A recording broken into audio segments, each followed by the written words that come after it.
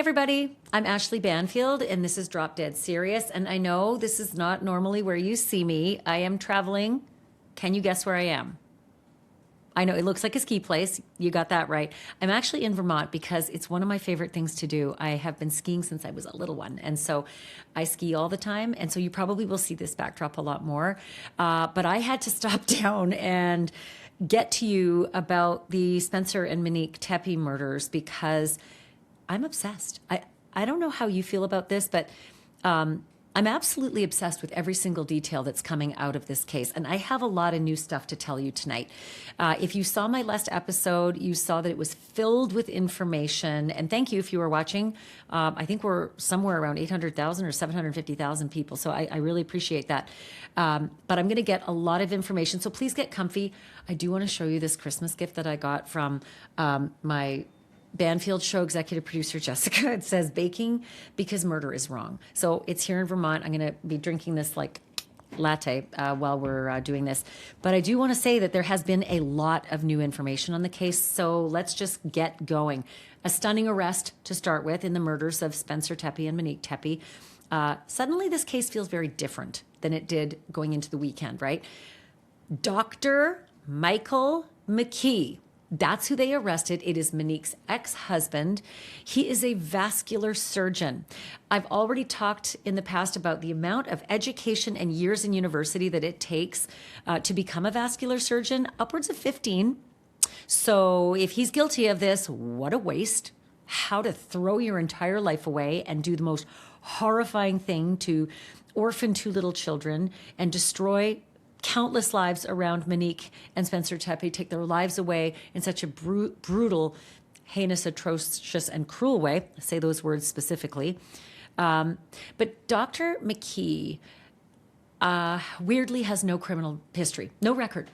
I was expecting something else. If you're going to arrest a guy who's going to pump bullets into a man and wife in their bedroom and leave two little children behind, I would expect there's something else going on, right? No criminal history. Multiple reports show that he is a licensed surgeon in both Illinois and California, and also had a license in Nevada. If you want to catch up on all of the arrest details and my full breakdown of Dr. Michael McKee and his relationship with Mo, their marriage and everything else, I'm linking my last episode in the description here. And there's also a playlist if you want to get completely, caught up in the case from soup to nuts. But since Dr. McKee was arrested yesterday, and I'm taping this on January 11th, Sunday, January 11th. So shitty Saturday for Dr. McKee when they came and cuffed him.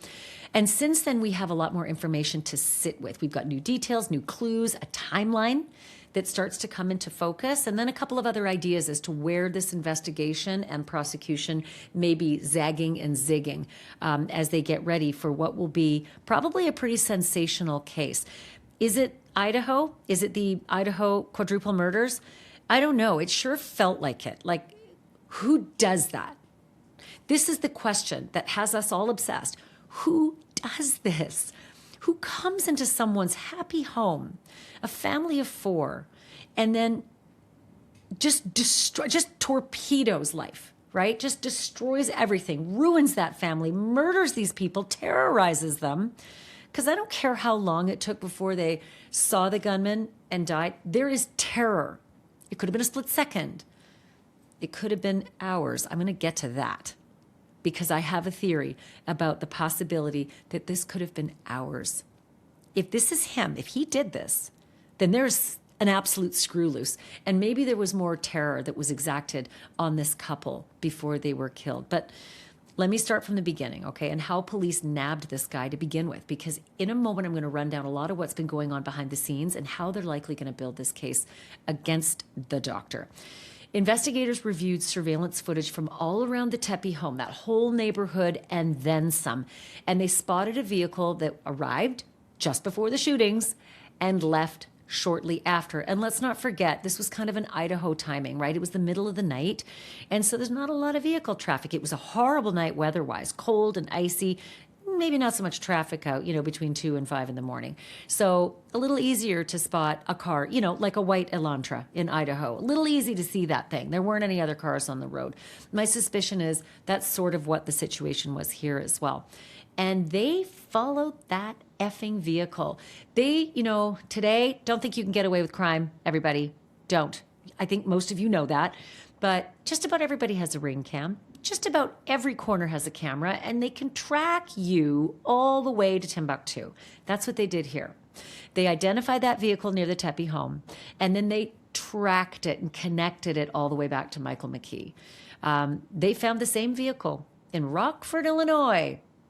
Wouldn't you know it, whatever was in the vehicle connected to Dr. Michael McKee. So in the full arrest warrant, investigators list the offense as 3:52 a.m.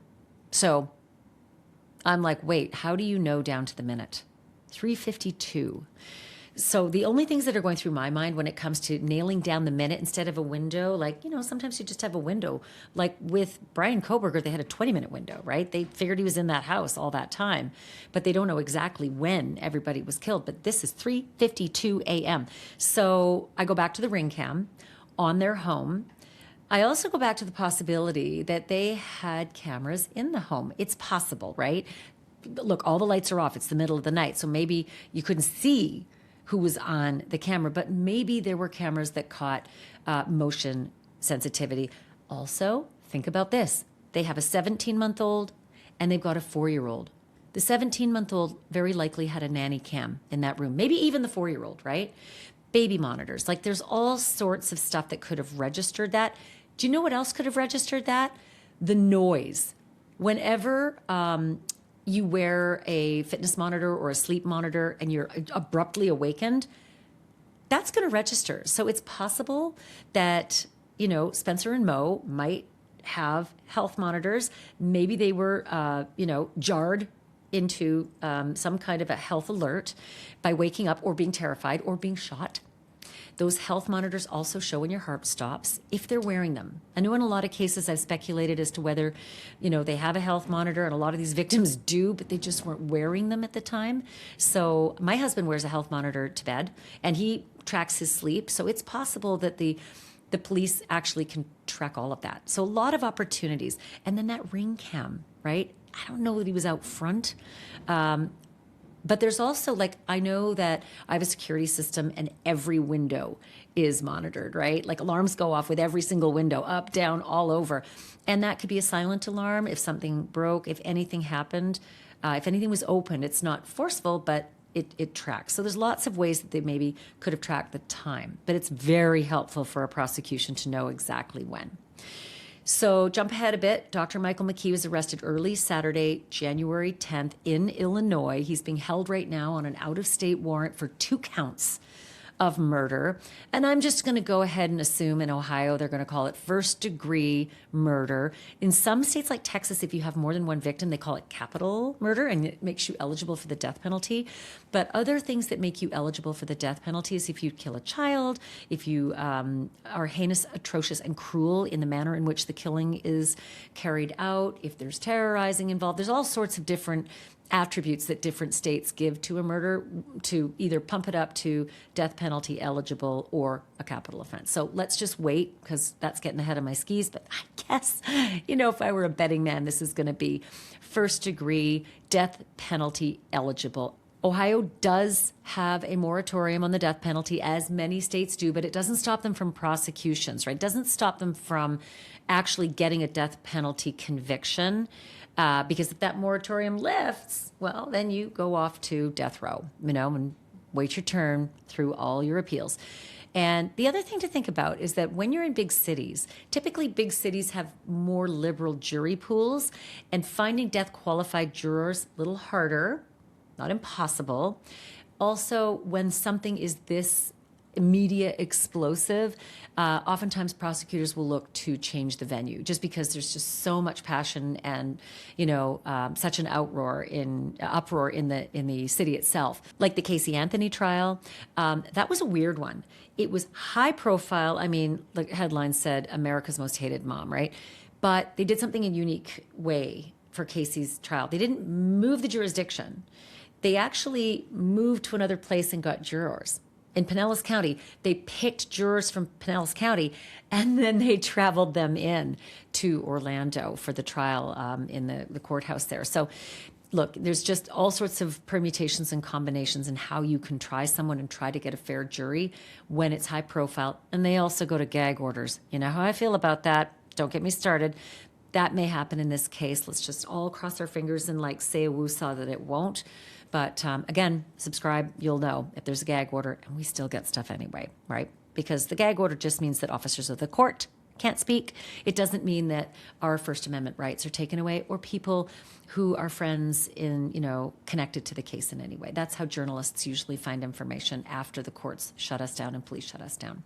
So anyway, it's possible that this could be death penalty. Again, way too early. The guy hasn't even made a court appearance, but that is expected to happen Monday morning, January 12th. Cannot wait. But here I am Sunday night, January 11th, and I can tell you this, family and friends all got together today, and they had a visitation in Upper Arlington. After the visitation, they had a celebration of life at a place called Du Amici in downtown Columbus. I don't know if, Mo and Spencer are Catholic or if they wanted open coffins. I do know that since Mo was shot in the chest, she would be able to have an open coffin because you could cover that. I do not know about where the gunshots landed in Spencer. There were multiple, and there were 3 shell casings, so I was guessing that there were 2 shots to Spencer, 1 shot to Mo, but I don't know if this, killer, whoever it is, if it's the person they arrested or not, collected some shell casings on the way out. I don't know that yet.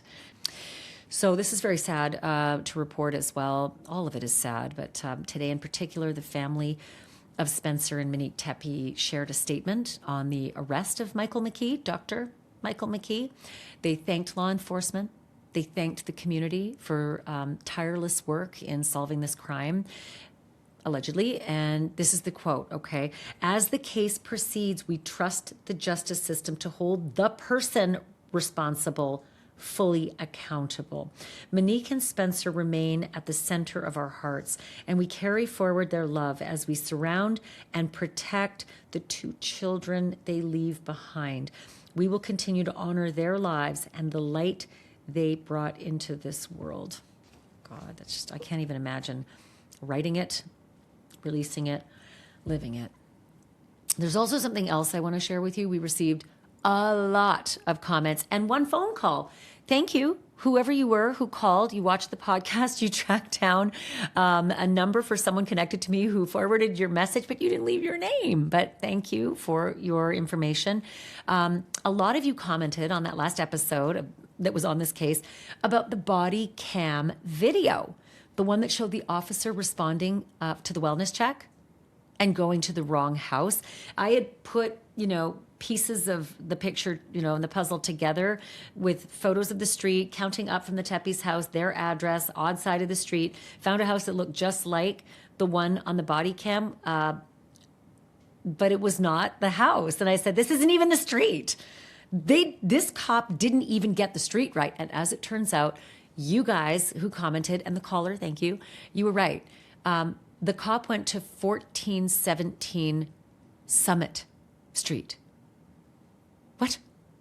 Summit Street doesn't even sound like North 4th, right? 1417 Summit Street. Mo and Spencer Tepe lived at 1411 North 4th. And so 17 would have been 3 houses up, and 3 houses up was an older house with a staircase on the right and a porch. And that was not what this cop responded to, which was why we all came to the same conclusion. And now we know. Thank you for those of you who crowdsourced that. So now I just want to talk to you a little bit about going forward in this case, because there's a lot the police are doing quietly right now to continue the investigation. You don't make an arrest until you have enough for probable cause, right?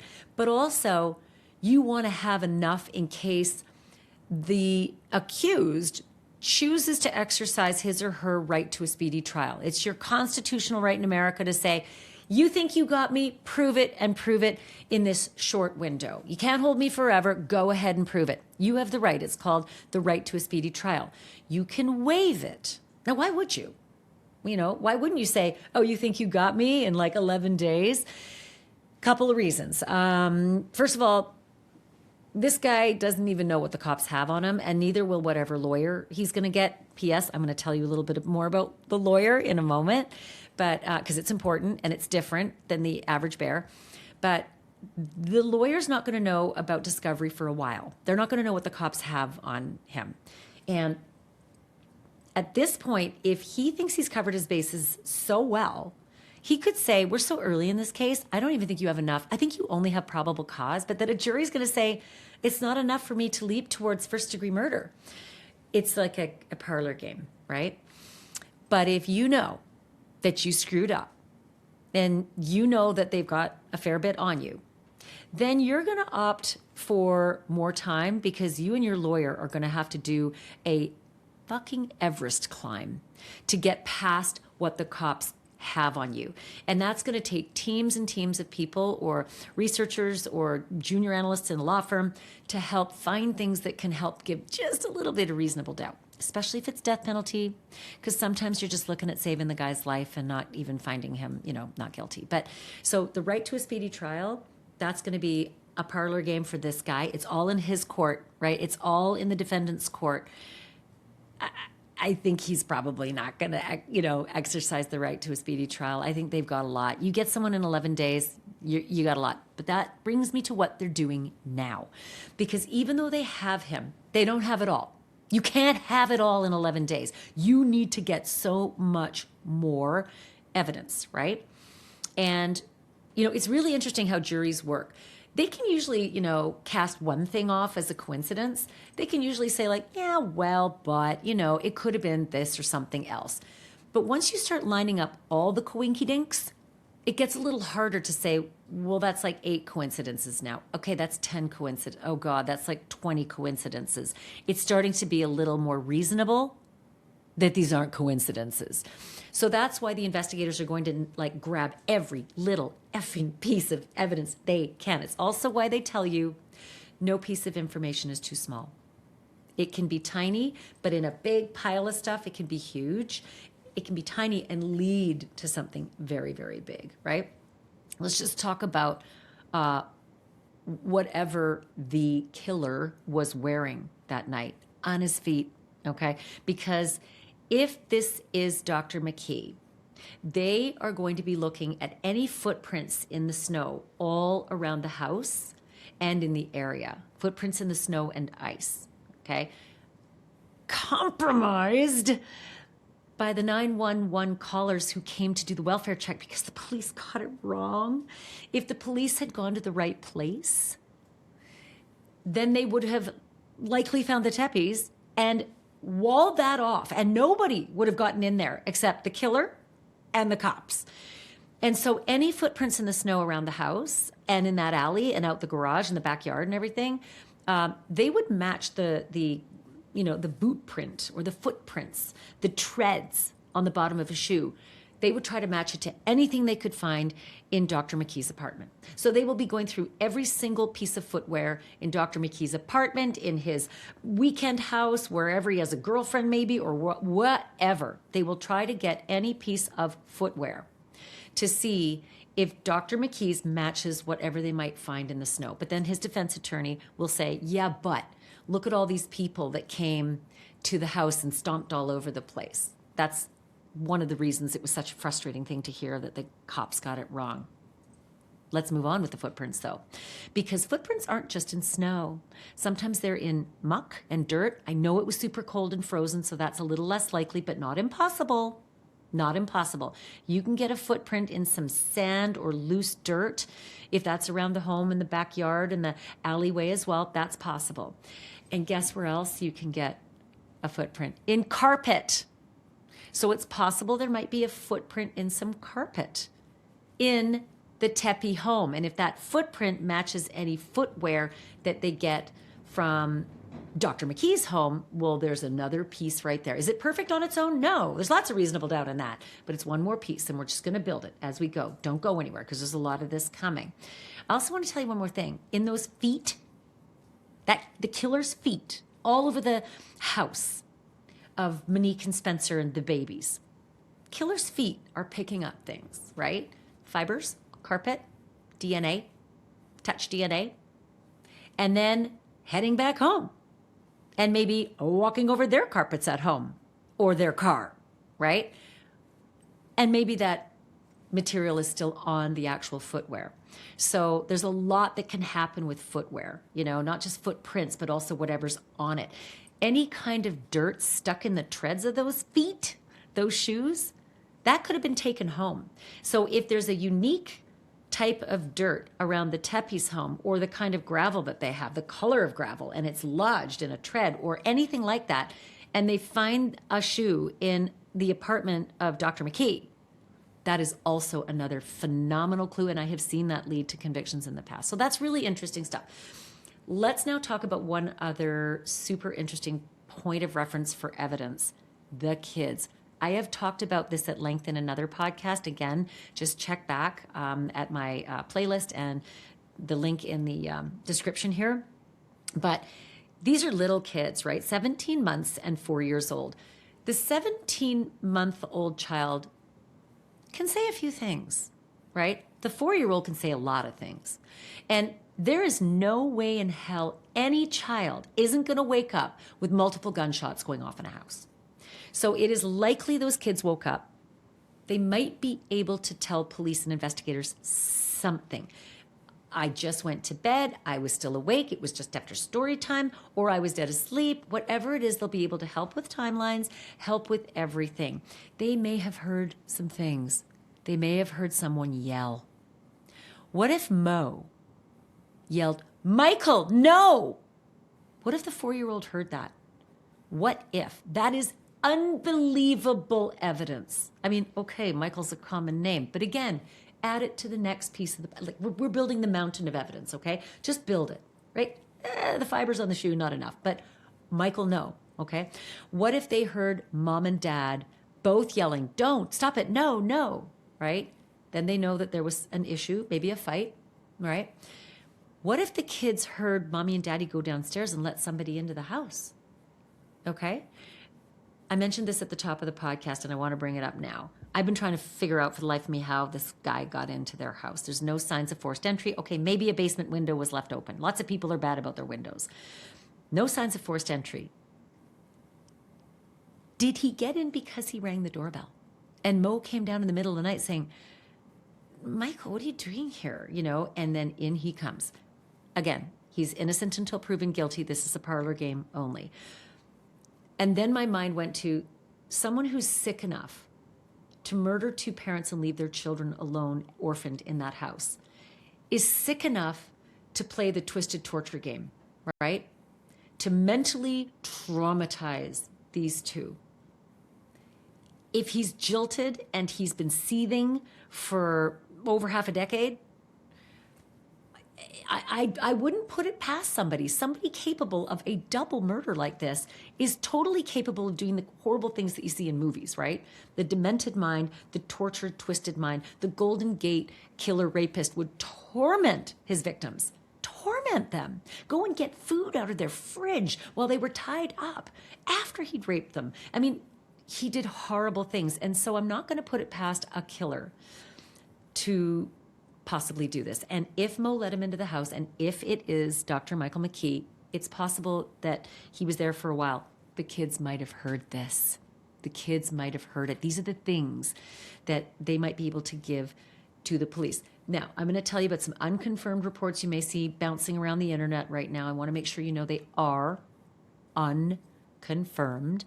There is some school of thought that this killer took steps to protect the children from finding their parents in a bloodbath. How kind. I don't know that that's true, but I think, as the case progresses, we'll find out if that's true. If that's the case, I would find it hard. Like, how would you stop a 4-year-old? 4-year-olds can get out of their room. They can even get over a gate. And I used to put gates up against my children's doors so that they wouldn't fall down the stairs in the middle of the night or do something dangerous. But a 4-year-old's pretty crafty, and they're usually a little taller. I don't know if the killer was able to lock the bedroom door after the murders, but the 911 caller was able to see. So I'm not exactly sure about the veracity of that report, but it's just bouncing around the internet, unconfirmed. Okay, let's talk about a whole other area. And I'm grabbing the latte with the baking because murder's wrong, because this is long. So, electronics. I know you've heard this a million times before. Yeah. We all look at the electronics in murders, but I'm going to break down a couple you may not know about. The telephone. Yeah, that's an easy one. Brian Koberger shut his off as he's driving to kill these kids and then turns it back on as he's driving into his, apartment. What an idiot. But cell phones are amazing things, even when they're turned off, because it's interesting when they're turned off and when they're turned on, as in Idaho. It's also interesting to see what his phone has done, right? In the last several days, weeks, months. Has that phone taken him, like Brian Koberger did, to the victim's house to stalk, to drive by, to park and watch in the middle of the night? Because the phone, most people wouldn't think of it if you're not committing a crime, you're just driving around. A killer might not think about that. So the electronics that are seized from the home of Dr. Michael McKee will hopefully provide a wealth. He's a smart guy, right? He's been to, decade and a half of college and university. So he's a smart guy. But I'm telling you, some of the smartest people are idiots. Brian Koberger was a criminology PhD program and he screwed up. So I wouldn't put it past this killer, even if it is Dr. McKee, to have fucked up royally. And I hope so. I hope that his phone shows him doing all sorts of things that are yet again building the mountain. Let's talk about a laptop or an iPad. What are you doing on the laptop? What are you doing on the iPad? Are you checking into their LinkedIns? Are you checking into their social media sites? Are you cyber stalking them? Because that'll be, again, it's not evidence of murder, but it just tells you one more thing on the mountain, right? Gaming devices. This is kind of new. Gaming devices are communication devices, and not many people talk about, was there any communication going on in gaming? That'll be something they can look at if he's a gamer and if he's got gaming devices in his home or wherever he, hangs his hat. Apple Watches. I mentioned this before. Your Apple Watch is not your friend if you're a killer. If this guy's wearing an Apple Watch or a fitness tracker, it is a frickin' popcorn trail, right? It will show you oftentimes where you've been, where you've gone, when your anxiety is elevated, your heart rate, your heartbeat. So that can be two different things. I told you it could have been Monique and Spencer, terrified and then dying and their hearts stopping, but it could also be the killer. Because I don't care who you are, especially if you're not a seasoned killer, you are fucking freaking out if you're pumping bullets into people. You are raging inside, right? And you are terrified and your blood is pumping, your heart is beating, and your fitness tracker is showing all of this at what time was it? 3:52 a.m. Yeah, 3:52 a.m., not a normal time to be freaking the fuck out on your fitness tracker or your Apple Watch. So those are all really, really good things. Also, I don't know if you know this, but your Apple Watch has a fitness tracker on it that tells you how long you've been standing and how many steps you've been taking, right? So if you're standing and walking at 3:52 a.m., again, does it prove that you're doing that at the murder scene? No. One more piece of the puzzle on the mountain, okay? Also tells you when you're awake and when you've gone to sleep. So if he finally, again, allegedly, if it's Dr. McKee, if he's made his way back to Rockford, Illinois, and then to Chicago where he lives, when did he finally go to bed that night? So all of that is going to be so informational if he has the fitness tracker and the Apple Watch, if he was wearing it. So there's also the geolocation issues, right? All these things say where you're going, what you're doing. Your car tells you where you're going, what you're doing. There are so many different apps that say where you're going, right? I have Waze, and it tells me everything, right? I also have Google Maps, and it lays a popcorn trail of everywhere I've been. And if that, as well as the car, is near the Tepe home, I mean, pretty hard to explain that away at 3:52 in the morning, right? Especially with all this other evidence, if there is any. Also, did any of the geolocating take Dr. McKee to Mo's workplace or Spencer's workplace? Was there digital evidence of stalking? And again, all of these digital things. Not only that, handshakes. There are digital handshakes that are made all the time. If I'm out roaming and trying to find Wi-Fi, I'm shaking and checking in with a lot of different places. And so that could have happened at the Tepe home as well. It could have happened to places near the Tepe home. So many things that killers don't think of. But your electronic movements that night, as well as all the other nights and days, that's going to tell a very big story about what you were doing prior to this killing, if in fact you're the killer, Dr. McKee. License plate readers. Most people don't even think of it. And your toll tag, that got Melanie McGuire. But your toll tag tells you where you're driving, and license plate readers see you and record you.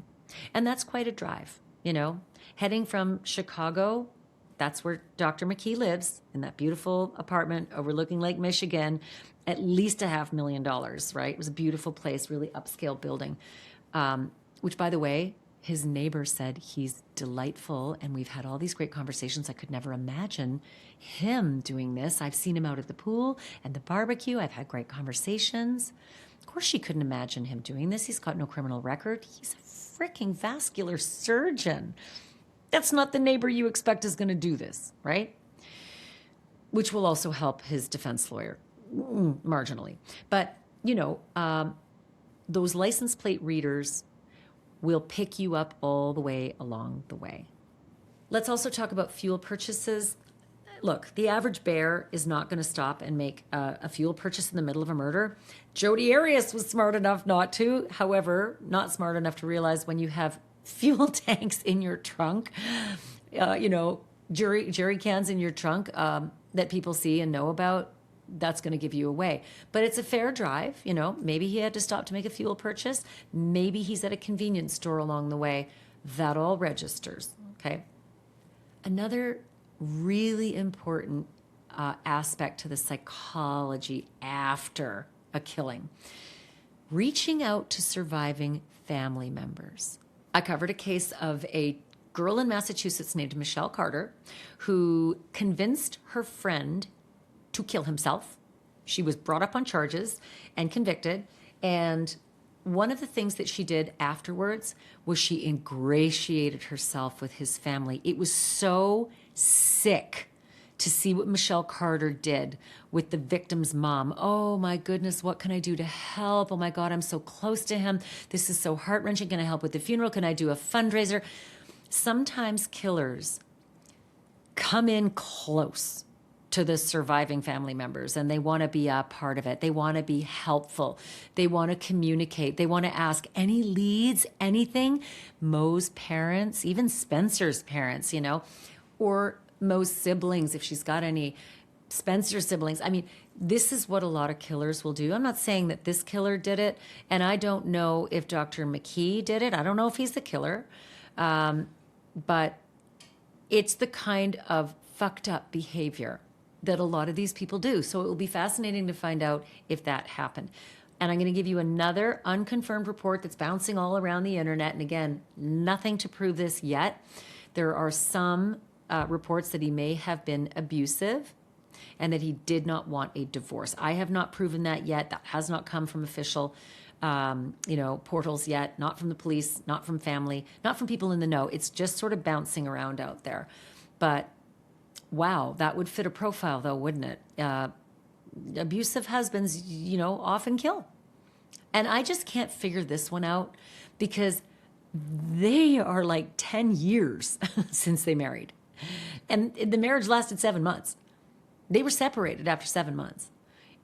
This has been a decade. And okay, Spencer came into Mo's life like 5 years ago.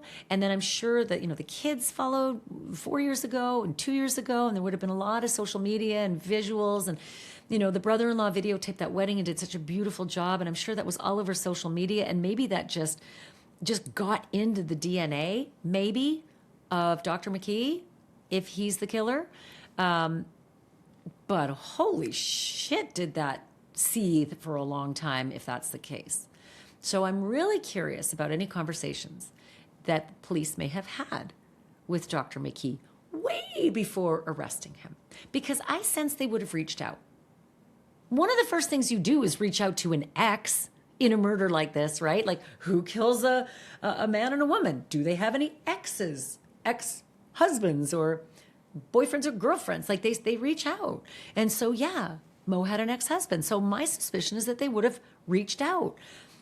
Was he trying to be helpful to the police? Like, that's another kind of really fucked up kind of psychology. You know, officers, thank you for coming. I'm devastated. Is there anything I can do to help? This is incredible. Like, oh, who could have done this? Let me go through my contact list for you. Let me do all. I have covered so many of these, and a lot of times the killer will do this if the killer's connected in some way. So that kind of psychology is going on here. So I'd be really curious to find out if the police talked to him and if he was trying to be helpful. But then I'm even more interested to find out if he talked after getting arrested. I'm going to get to that in just a moment. But I will say this. Once again, unconfirmed report bouncing around the internet, does not come from official sources. But, you know, sometimes these unconfirmed reports actually do bear out. There is some talk that he gave the police an alibi. So that would suggest that he spoke with them. And I fully believe the police spoke with him within the 11 days before they came to him and arrested him. But there is this unconfirmed report that he spoke to the police, that he gave them an alibi that was a lie, saying that he was in Illinois when this happened. Okay. Well, that's kind of the whole ball of wax right there. If you give an alibi to the police and you say you were in Illinois and suddenly all your shit puts you in Ohio, all those things I told you about that I've been building to now, like, I don't have to go back over the list, right? I don't. All those things, if those things put you in Ohio and you told the police you were in Illinois, that really bodes poorly. It also gets you aligned to the police charge. Casey Anthony got one of those, you know, or obstructing the investigation. Those happen, you know, those are charges. You can be held on those for quite a long time before even murder. No sense here, he's up on murder. But does it prove you the killer? No, because as a defense lawyer, certainly you could say, oh, my client was terrified. He's seen police come to his house. He's an ex-husband in a double murder. He's like, I don't want to get anywhere near this. I'm just going to tell them I was just in Illinois the whole time, right? But if you were in Ohio, forget about it. Forget about it. It's kind of a linchpin, right? One other thing that I think investigators are doing right now is literally going from the center of the concentric circle of Monique and Spencer's life and moving out into all the ripples. Everybody who knew them, everybody who loved them, everybody who was close to them, everybody who they might have shared personal information with. Because what they're going to be looking for is acrimony. Was there something going on with Dr. Michael McKee?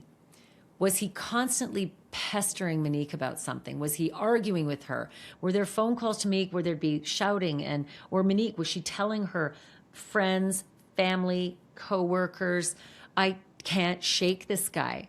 He's so like obsessed with me, and he's like mean and he's nasty and he makes all these crappy comments, and he like comments on my Instagram like, ew, your kid's ugly, whatever, right? Like those nasty, nasty things. So I think they're going to be looking for some kind of evidence of the possibility that Dr. Michael McKee may have been like hung up on her in a not healthy, angry way.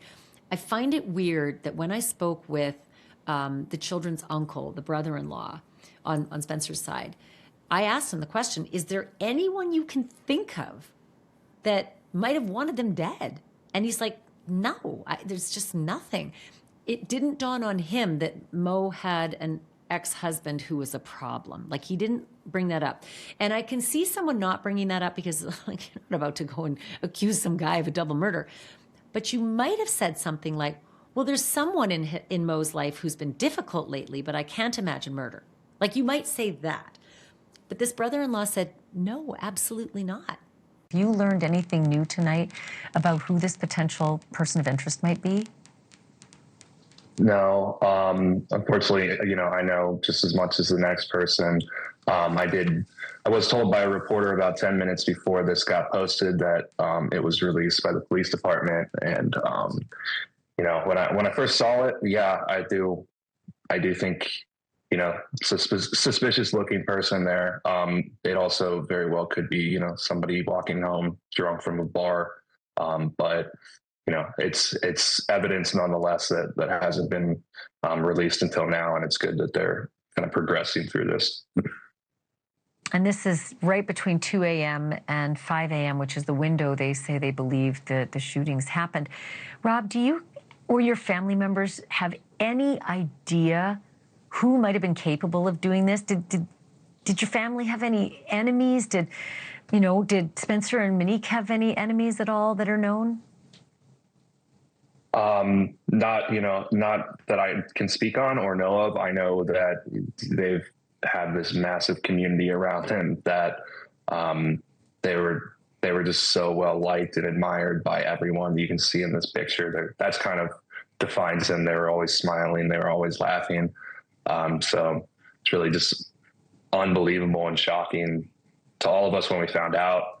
I still, a week later, still doesn't feel real. I can't believe I'm here talking about this. So. And so I kind of went on a different tack when he said that to me. But now, yet again, unconfirmed report bouncing around the internet, not from an official source, may come out later, may be, disproven. There's this report that Monique may have been afraid of Dr. Michael McKee, her ex, which would be just amazing given that many years that had passed. But I can tell you, I've done a lot of volunteer work at women's shelters, and they're almost like prisons because of the length abusive men will go to get at that woman. If I can't have her, no one can. Think OJ, and so 5 years, 10 years may have been a blip in his life. He may never have quit her if he's the killer. Again, he's innocent until proven guilty. He isn't even arraigned yet. So there are a lot of things that police are doing. And by the way, I'm only halfway through. I have a list a mile long that I am going to bring to you in the coming days. But I first want to get to this arraignment. I want to hear anything that they may have tomorrow when he shows up in court. I can't wait to see him, just what he looks like, because oftentimes it's a little bit telling. I can tell you that Rob Reiner's son, Nick, he's just a shadow of his former self. He looks like an entirely different person than he did just a few years ago. Like he has just physically transformed, and not for the better. And that may be the situation with Dr. McKee as well. I've been looking at a lot of before and after pictures, and this guy does not look the same at all. Look, he's 10 years older than a lot of these pictures, and none of us looks as good 10 years later, but this is a profound change in how he looks. So who knows if there's some kind of mental illness that Dr. McKee is suffering. If he's the killer, 100% there is, because nobody does that without being sick in some way. But if he's not the killer, again, full innocence until proven guilty. But I keep coming back to this. Why the fuck would anyone do this? Why would anyone with such a promising life, someone who has invested so much, 10 to 15 years of college, if he did the fast track, it would have been, I think, 12 or 13. If he did the long track to become, a vascular surgeon, 15. Why would anyone who's that learned, who's that skilled, who's committed to saving lives, who's committed to making the world better, who took an oath, do no harm, right? That's what doctors do. Do no harm. Why? How? If it's him, how could he have gotten to this point? How could he have done this? How could he have decided? Even in the long drive there, was there not a point, if he did it, that he thought, what the fuck am I doing? And I think that is one of the reasons why we are all obsessed, completely obsessed with this true crime. Anyway, lots more coming in the next few days. Make sure you subscribe. I don't want you to miss all my other next theories and investigative techniques and all the little things that are definitely coming in this case. I'm going to stay with this case every day. So make sure, again, get on the list. And by the way, join the membership because I'm going to do some extras for the members as well. A couple of other cases that I've done that those little things that I was telling you about were the actual linchpin to the arrest and the conviction. As always, I say thank you for being here so much. I appreciate you. I'm Ashleigh Banfield. And remember, the truth isn't just serious, it's drop dead serious.